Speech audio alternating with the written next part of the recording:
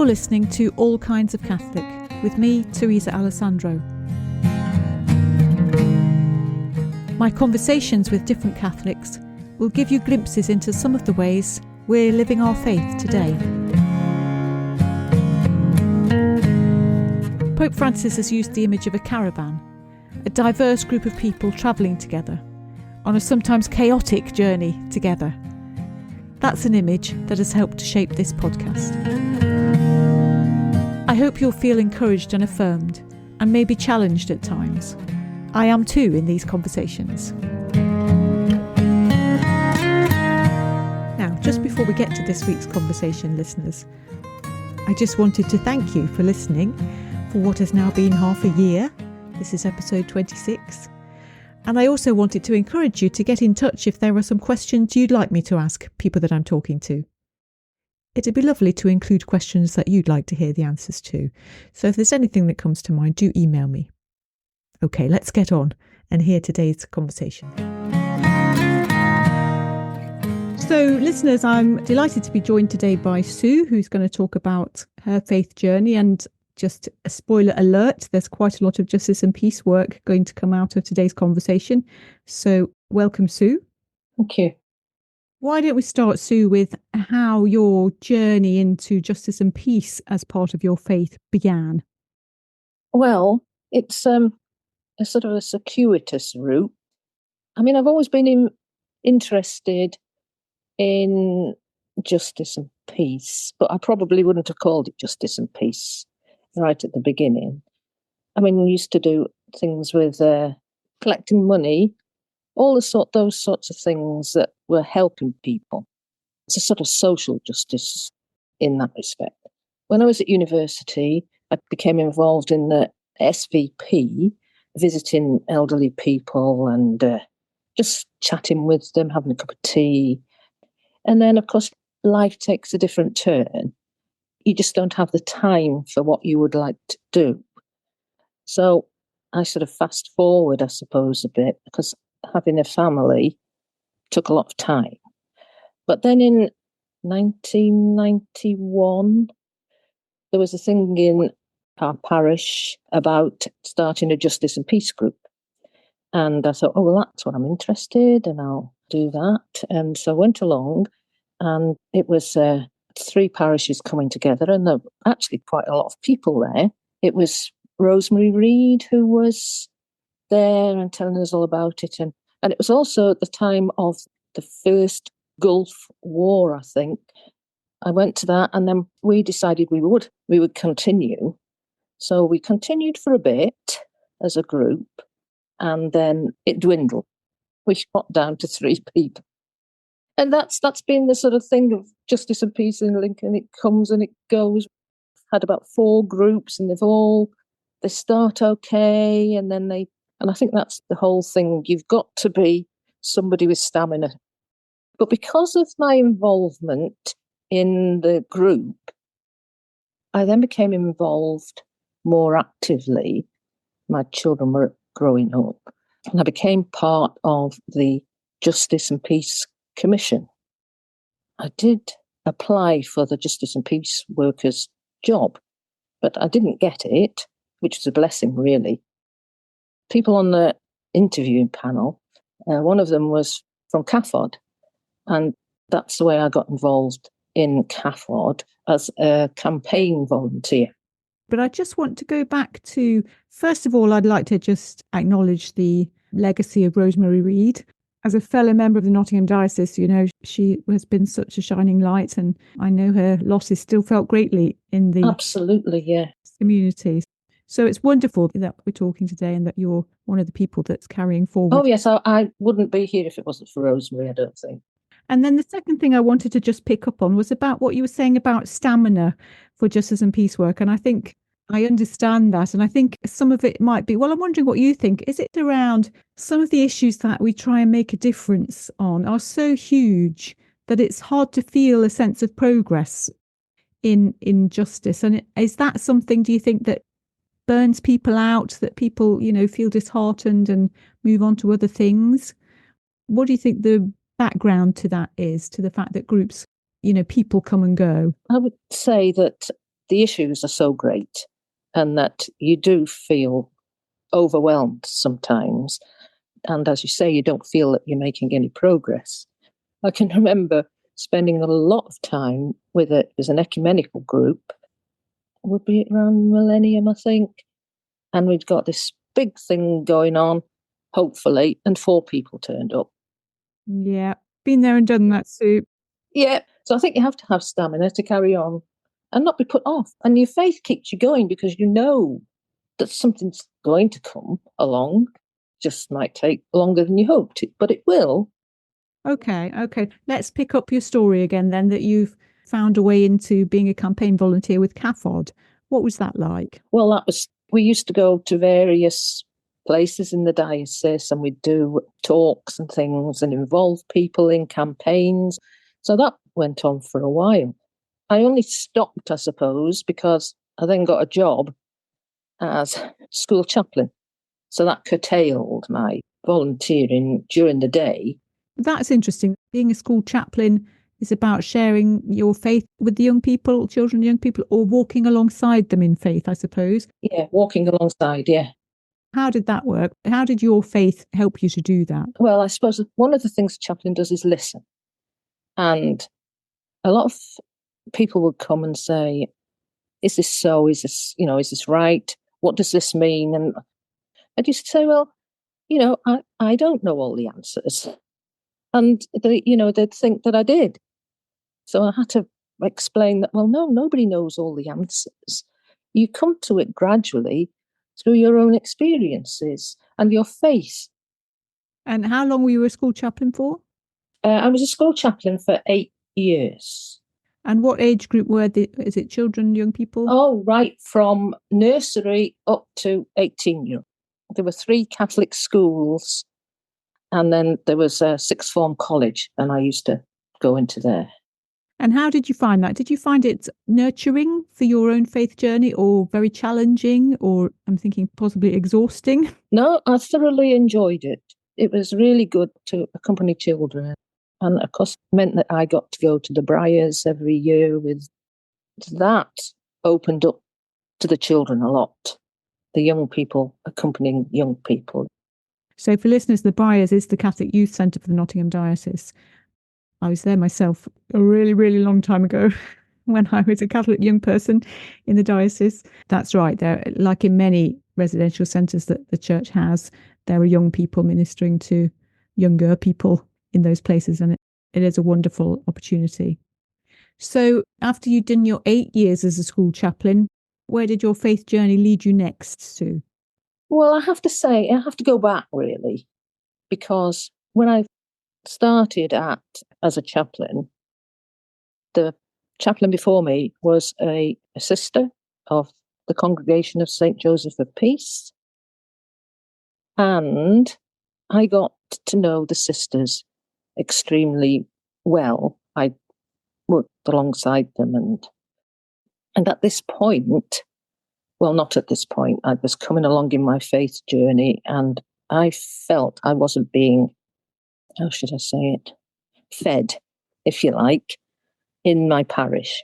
So I don't think it's just my parish, but I found it was rather shallow. The only things that they did are supposed to feed you, apart from the homilies, were Advent talks, Lent talks. I was looking for something deeper. So, getting to know the sisters, I found just talking to them and their spirituality was sort of drawing me in. And then I discovered that you could become an associate of the congregation. So I started going down that route, if you like, and attending their assemblies, days for associates. And I was being fed all this wonderful spirituality, and that fed me, and I've carried on doing it. And I'm guessing there's some overlap there with your wanting to do something in the area of justice and peace, which we've not really defined, but wanting to take action, wanting to make a better world, wanting to be part of building a kingdom of God, that overlaps with the charism of the Sisters of St. Joseph of Peace. Would that be right? Yeah. What kind of things in their spirituality then spoke to you? Are you able to narrow that down a bit for listeners? Well, they have a weekly peace prayer, which is disseminated widely. Well, what happened was I became involved more directly, I suppose, in 2012. The congregation had an experience, and called it an experience, in London. And sisters and associates from the three regions, because the sisters are in America, in the East and the West, and for all the congregation in London. And we were going around various places. We went to the Jesuit refugee service, and we went to nature places, we went to the Catholic worker place. We went through all the stuff that people are involved with in justice and peace, and looked at what was happening there. And because of that, I got to go to the chapter in America. And through that, I became involved in their land ethic group, which was working on a land ethic for the congregation. So that took 3-4 years to produce this booklet. Yeah, now I remember the land ethic because I remember being at a Justice and Peace assembly somewhere and it was being presented. And I remember picking up this booklet and just being amazed at how beautifully it described a kind of, before Pope Francis got to it, care for creation, care for the land on which we live and the way we engage with creation around us. And so the way I remember it, the order, and I hadn't realised you were involved in that, Sue. That's really fantastic to be speaking to you today. But the way I remember it, that you had done some work around thinking about how you, as a religious order, sisters and associates, would do your work in a way that supported creation and the land that you were responsible for. I mean, I think we think about it a bit more since Laudato Si, don't we, as Catholic people? Yes. But you were really way ahead there with that land ethic.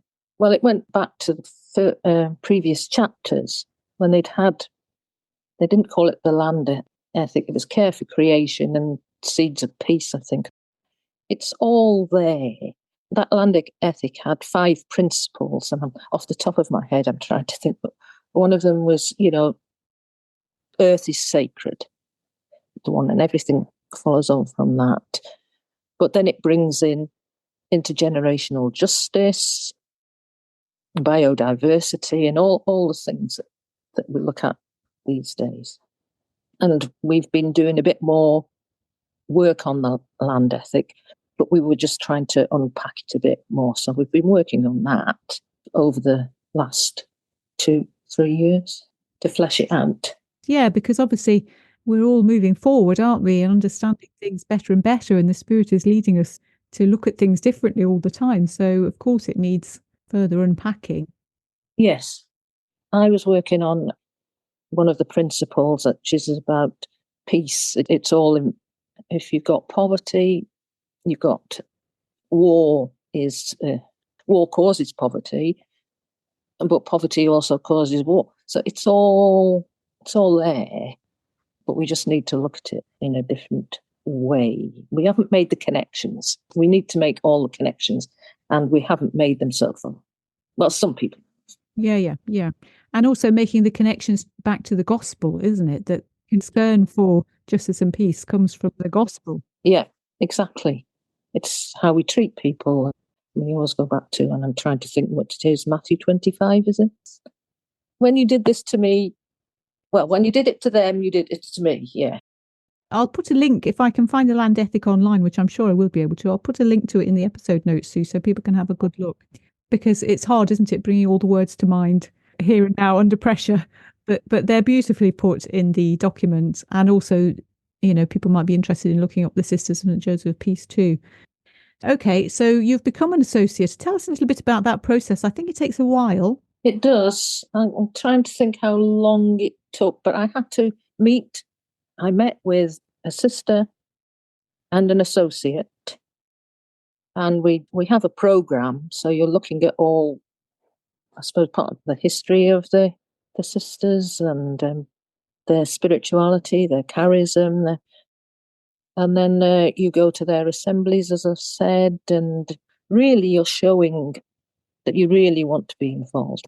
I'm just trying to think how long it took. A couple of years. Is there a pattern of prayer that the sisters take part in together? Do you join with that?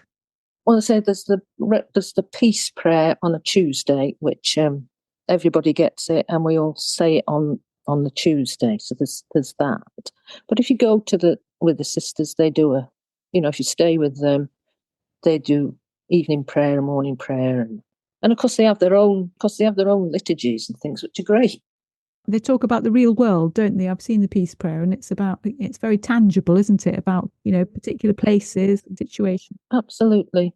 I mean, at the moment, we've got a prayer because this is a super election year.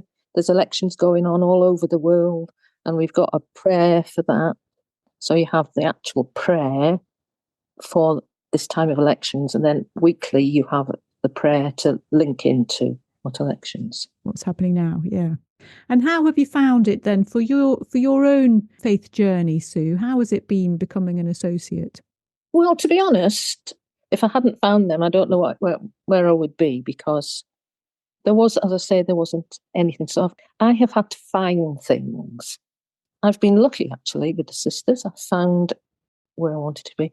But the other thing that I found was I was lucky enough to go on this thing, and I'm trying to think what it was called. It happened in 2000, and it was a diocesan thing, and it was held in Derby University. There were, I think, people from, all over the diocese, but I was sent as a parish rep, and the main speaker was Richard Raw. I thought, this is great. So I got his books, and I've read his books, and I actually saw him again. He spoke to me because he spoke with authority. That's what I thought when I heard it. Thinking about Richard Raw now, I know he wrote a lot of books and has been very influential. I'm just trying to think what it is about his spirituality. Does he unpick the scriptures? Is that what seems authoritative? Well, he does do that. Yeah, he does do that. And you can listen to his homilies on the Centre for Action and Contemplation, it is. Contemplation calls you to action, action calls you to contemplation. Okay, so that's some links that he made, which speaks to people who are interested in justice and peace. We need to take action. Yes. As well as prayer and reflection. Yes, that's right. Yeah. And you need both. We don't live in a world of either or, which we've made it, a dualistic world. We're in this where it's both and. That's his thing. And I thought, yes, that's it. So you've framed it, Sue, that, you've worked hard to find these ways of looking at the world with the eyes of faith that speak to you. I'm thinking about it maybe that the Lord has led you to things that have spoken to you.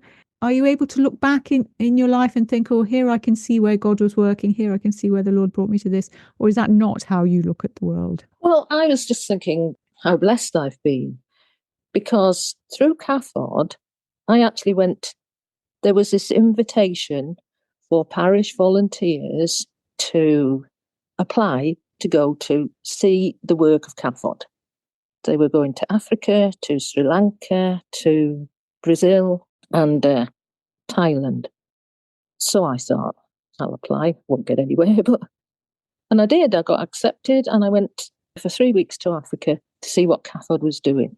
And then we had to come back and tell people about it, basically. Write an account of what we'd done, where we'd been, what we'd seen, and how it was impacting on the people. I never really thought about going to Africa and what the thing would be like. I just thought it would be good to meet the people, and never thought about the things like crocodiles, hippos, snakes. So where in Africa did you go? That sounds amazing. Well, we started off in Zimbabwe, in Harare. We also went to see Justice and Peace group in there as part of the tour round. Then we went into Zambia, went to places on the Kariba Dam, We ended up in Lusaka and we went into the copper belt. But we could go back and say, this is what CAFOD is doing. You know, they've got all these projects and their lives are made better by them. You know, and they told us that if you want to help us more, these are the things, this one would help us. So you got kind of first-hand account from people themselves of what would be helpful and how people could get more involved.